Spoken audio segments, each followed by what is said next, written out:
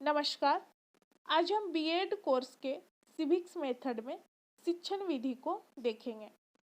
इसके पहले वीडियोज में हम दो विधि को देख चुके हैं, एक योजना विधि और दूसरा विचार विमर्श विधि। तो आज हम देखेंगे समस्या विधि और अन्य विधि को विस्तार पूर्वक देखेंगे। तो ये हमारे पास महत्वपूर्ण नोट्स हैं जिसमें हम देखेंगे समस्या विधि। तो समस्या विधि या पद्धति वह पद्धति है जिसमें किसी समस्या या प्रश्न को विशेष तरीके से हल किया जाता है।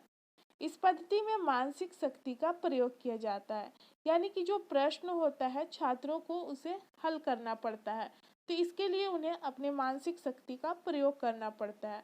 कोई भी प्रश्न हो, जब तक उसे मानसिक शक्ति से प्रयोग ना किया जाए, उस प्रश्न का हल ना किया जाए, तो उसका सॉल्यूशन नहीं निकलता है। तथा विषय वस्तु पर मानसिक और आलोचनात्मक चिंतन कर समस्या का हल किया जाता है। इस पद्धति में समस्या का चुनाव शिक्षक या छात्र दोनों में से कोई भी रख सकता है, परंतु इस पद्धति में इस बात को भी ध्यान रखा जाता है कि समस्या का हल छात्र स्वयं अपनी समझ से कर सके, यानी कि अपनी मानसिक शक्ति का प्रयोग करते हुए उस प्रश्न की यानी कि उस समस्या को छात्र खुद ही हल करें। तथा इस पद्धति में समस्या छात्रों की रुचि तथा उनकी मानसिक स्तर के अनुरूप ही होना चाहिए। ये नहीं कि अगर यहाँ पर उदाहरण में देख सकते हैं कि अगर 9th क्लास का बच्चा है तो आप उसको 12 लेवल का नहीं दे सकते हैं, तो उनकी मानसिक स्तर के अनुरूप ही क्वेश्चन देना पड़ता है। परिभाषा देखेंगे। बिनिंग का कहना है कि योजना पद्धति जैसा कहा गया है प्रयोजनवादी दार्शनिक विचारधाराओं का परिणाम है, जबकि समस्या पद्धति मनोविज्ञान की आधुनिक विचारधारा का परिणाम है। रिस्क का कहना है कि समस्या विधि से अभिप्राय ही किसी समस्या या विषम परिस्थिति पर योजनाबद्ध रूप से प्रहार करना जिसमें संतोषप्रद हल प्राप्त किया जा सके। इस पद्धति के प्रयोग से ध्यान देने योग्य प्रमुख तथ्य है कि इन समस्या का चुनाव तथा उसका प्रस्तुतिकरण छात्र की आवश्यकता, रुचि तथा योग्यता के अनुसार होना चाहिए, यानी कि जो भी प्रश्न छात्र को दिया जा रहा है उनकी रुचि योग्यता के अनुसार ही होना चाहिए। दूसरा, समस्या से संबंधित विभिन्न तथ्य या विषय को एकत्रित करना चाहिए। तीसरा, तथ्यों की जांच करना तथा अपने विचारों द्वारा उसे हल करना चाहिए। चौथा है, समस्या से संबंधित तथ्य के परिणाम का मूल्यांकन करना चाहिए। पांचवा है, ये सभी कार्य करने के बाद विषय से संबंधित बातों पर लेख लिखना चाहिए। अब देखेंगे समस्या विधि के गुण क्या हैं। तो यहाँ पर पहला है कि इस विधि के प्रयोग द्वारा छात्रों के मानसिक शक्ति का विकास होता है, यानी कि जब छात्रों के समस्या दिया जाता है, यानी कि उनको प्रश्न दिया जाता है, तो उसका वे हल निकालते हैं, तो इसमें क्या होता है कि उनका मानसिक शक्ति का विकास होता है। इस विधि के प्रयोग द्वारा बालक सोचने समझने तथा निर्णय लेना सीख जाते हैं। जब वे मानसिक शक्ति का प्रयोग करते हैं तो इसके साथ साथ क्या होता है कि वे निर्णय लेना भी सीख जाते हैं। इस विधि से छात्र समस्यात्मक तथ्यों को संग्रह तथा व्यवस्थित करना सीख जाते हैं। तथ्यों को मतलब कि जैसे कि कोई प्रश्न है, समस्या है, तो अनेक तथ्य से उसका हल करना छात्र सीख जाते हैं। इस विधि द्वारा छात्रों में स्व अध्ययन की रुचि उत्पन्न होती है।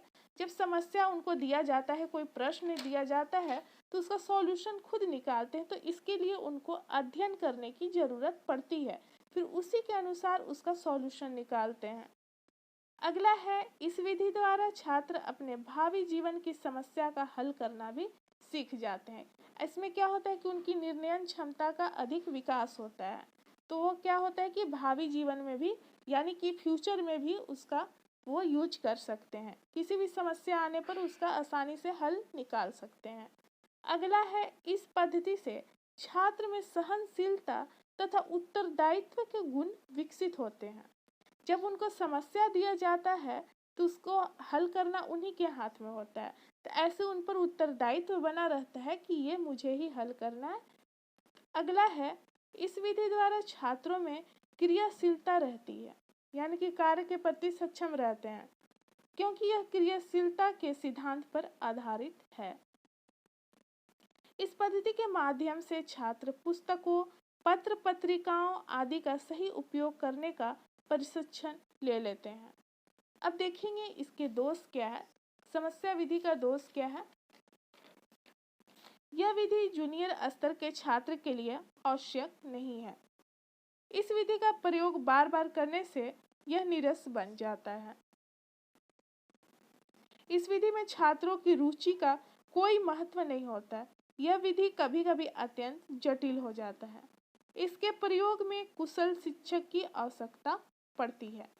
इस विधि में समय होता अधिक लगता है और यह पद्धति अत्यधिक खर्चीली होती है, क्योंकि इसके प्रयोग में निर्देशात्मक सामग्री की आवश्यकता होती है। अब अगला देखेंगे हम शिक्षण विधि, स्रोत विधि, सोर्स मेथड। स्रोत विधि से अभिप्राय अतीत को प्रत्यक्ष रूप देने वाली उन सभी सामग्री से है जो ज्ञान की प्राप्ति में सहायक होती है, क्योंकि ज्ञान अर्जन करने में प्रत्यक्ष अनुभव का बहुत महत्व होता है। यानी कि बालक या स्टूडेंट जो चीज़ देखकर अध्ययन करते हैं वो चीज़ क्या होता है कि उनको अधिक समय तक याद रहता है और वे अच्छे तरीके से समझ जाते हैं। और जब उस विषय को पढ़कर उन्हें समझाया जाता है पढ़ाकर, तो वो क्या होता है कि थोड़ा धीरे समझते हैं और जल्दी भूल जाते हैं उसको। जब हम किसी वस्तु को प्रत्यक्ष रूप से देखकर या कार्य करके जितना ज्ञान प्राप्त करते हैं उतना ज्ञान पढ़कर प्राप्त नहीं कर सकते हैं। जैसे किसी पर्वत, कारखाना, स्मारक आदि के विषय में जानकारी प्राप्त करने के लिए उनके विषय में पढ़ने अथवा सुनने की अपेक्षा उन्हें व्यक्तिगत रूप से जाकर देखने से अधिक जानकारी प्राप्त होती है।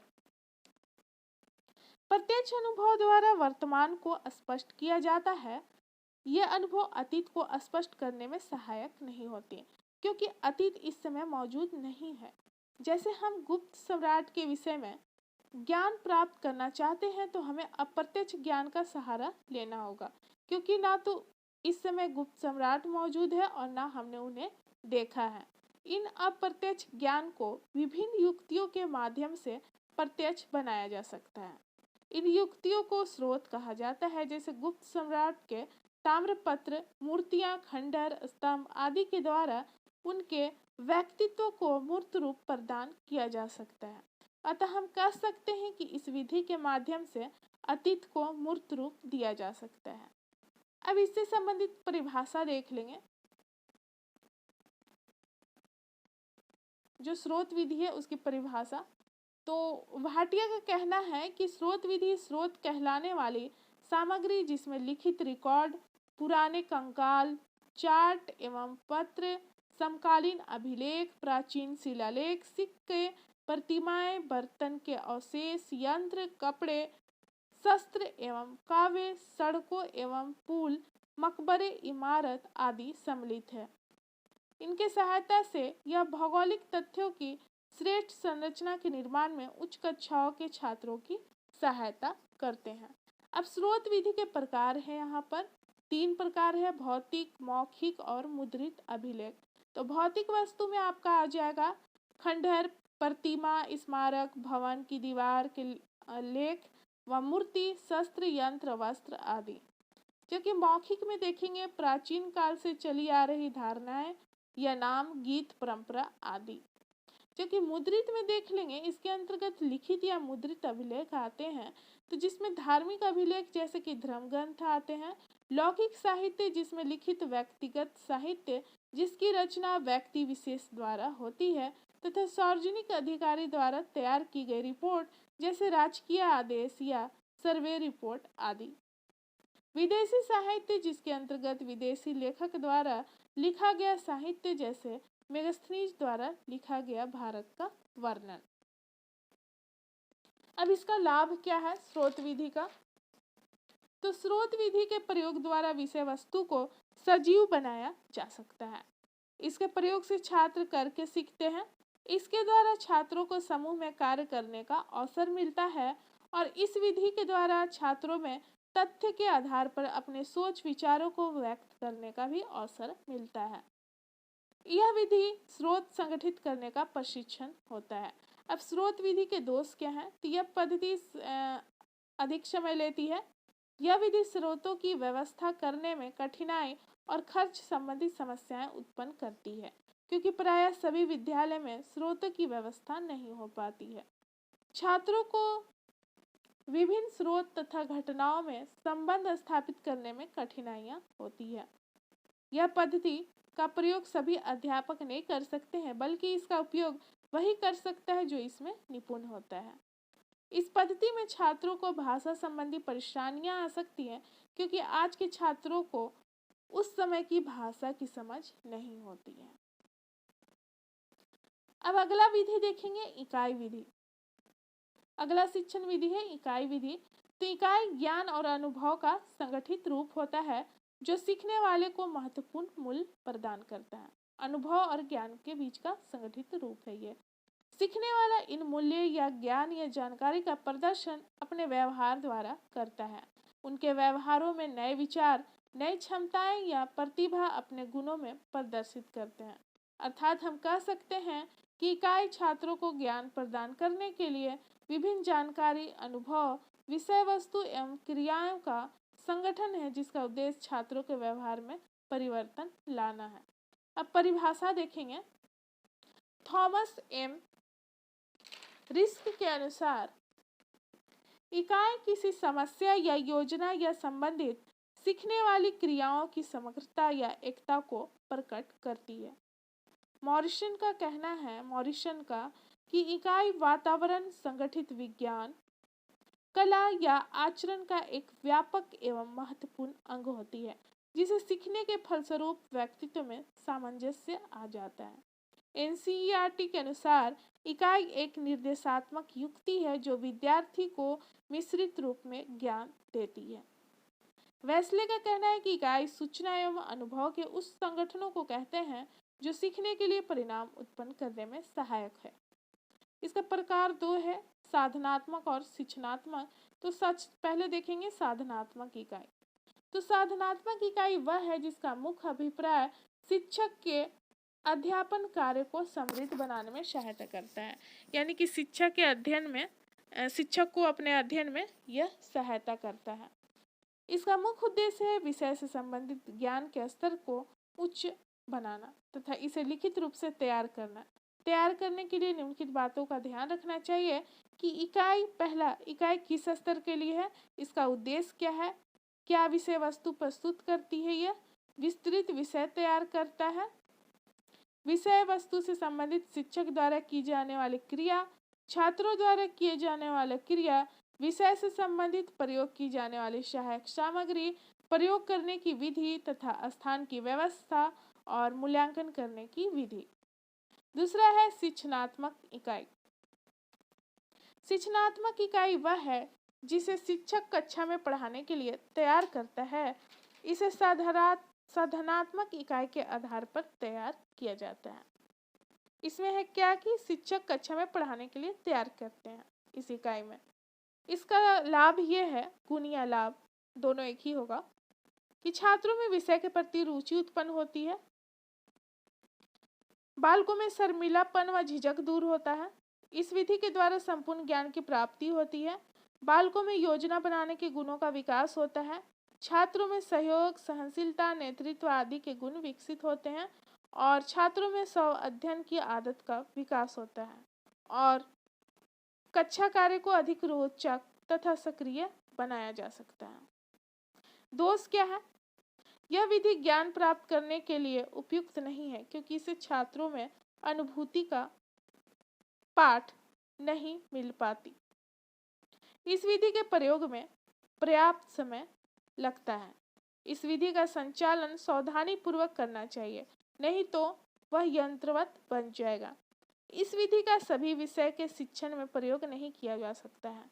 इस विधि के द्वारा छात्रों में पूर्ण ज्ञान प्राप्त होता है, परंतु नागरिक शास्त्र की विषय वस्तु ऐसी है जिसका ज्ञान प्रत्येक छात्र को कुछ न कुछ अवश्य हो जाता है। अगला विधि है समाजीकृत अभिव्यक्ति विधि। यह हमारा लास्ट शिक्षण विधि है। समाजीकृत अभिव्यक्ति पद्धति के अंतर्गत शिक्षण प्रणाली का कई तरह से प्रयोग किया जा सकता है। इस प्रणाली में छात्र सिर्फ कक्षा से संबंधित पाठ्य ग्रहण नहीं बल्कि कक्षा के बाहर भी पाठ्य ग्रहण करते हैं। इसमें मतलब कि छात्र अपने अध्ययन के साथ साथ बाहरी कार्य भी करते हैं, जिसमें छात्रों को सामाजिक कार्य करने का भार सौंपा जाता है। इस पाठ में छात्रों के द्वारा सारे कार्य संपन्न किए जाते हैं तथा एक दूसरे के सहयोग से कार्यों को पूरा करते हैं, जिसमें अध्यापक केवल पथ प्रदर्शक का कार्य करता है। परंतु अध्यापक को केवल पथ प्रदर्शक ही नहीं समझना चाहिए, क्योंकि अध्यापक ही छात्रों के लिए पाठ तैयार करता है तथा छात्रों को विभिन्न समूहों में बांटता है और छात्रों का संचालन करता है। परिभाषा देखेंगे बाइनिंग के अनुसार, कोई भी कक्षा सत्र जो एक वर्ग के एक कक्षा में सामूहिक चेतना तथा व्यक्तिगत उत्तरदायित्व का प्रदर्शन करे, सामाजिक अभिव्यक्ति कहलाती है। योकम एवं सिम्पसन के अनुसार समाजीकृत कक्षा का एक महत्वपूर्ण उद्देश्य विद्यार्थियों की गतिविधियों में वृद्धि करना है तथा उन्हें मित्रतापूर्ण सहयोगी तरीके के साथ रहना, काम करना तथा खेलना सिखाना है। इसके गुण है, इस पद्धति के अनुसार शिक्षण कार्य करते समय छात्र सक्रिय रूप से भाग लेते हैं। इस पद्धति के द्वारा छात्र अधिक से अधिक जानने की कोशिश करते हैं तथा अन्य छात्र द्वारा पूछे गए प्रश्नों का उत्तर देने की कोशिश करते हैं। इस पद्धति के द्वारा छात्र योजना बनाना सीख जाता है। छात्रों में तर्क शक्ति का विकास होता है। इस पद्धति से छात्रों में नेतृत्व के गुण विकसित होते हैं। इस पद्धति के द्वारा छात्र और शिक्षक के संबंध मधुर हो जाते हैं और यह पद्धति छात्रों में अपने से सीखने के लिए प्रेरित करती है और सहयोग की भावना भी विकसित करती है। कुछ दोष भी हैं।